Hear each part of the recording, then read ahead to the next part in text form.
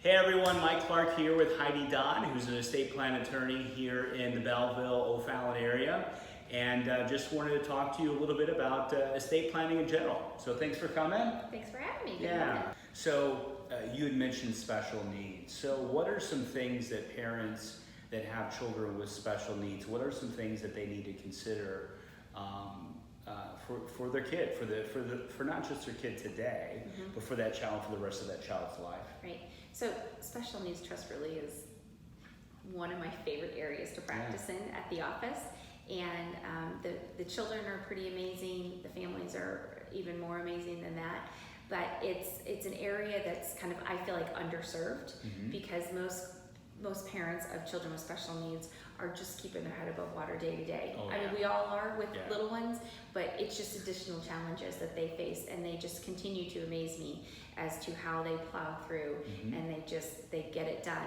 But what's important is sometimes parents, old school thinking, some of my clients are in their 80s and 90s who still have children with Down syndrome living into their 50s and 60s.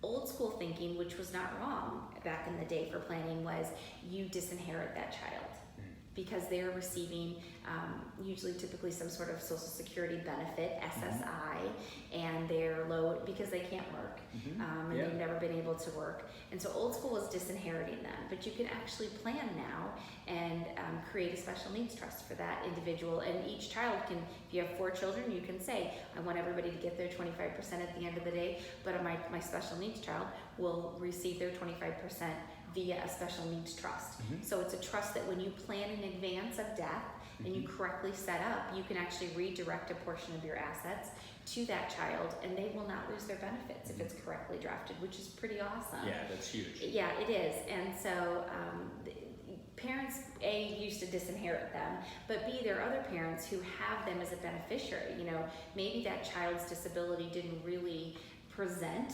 until 5 years, 6 years, a little bit later after birth. And so parents obviously take out these life insurance policies, or they name all 4 kids as beneficiaries.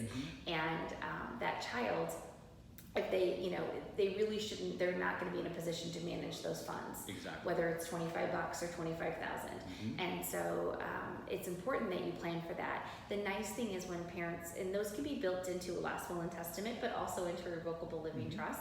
And we do a lot of standalone special needs trusts because I'm finding now, I feel like it's more prevalent, more discussed and kind of discussed out in the open, but a lot of families will tell me that the aunts and uncles, my grandparents or the aunts and uncles, want to leave to my special needs child.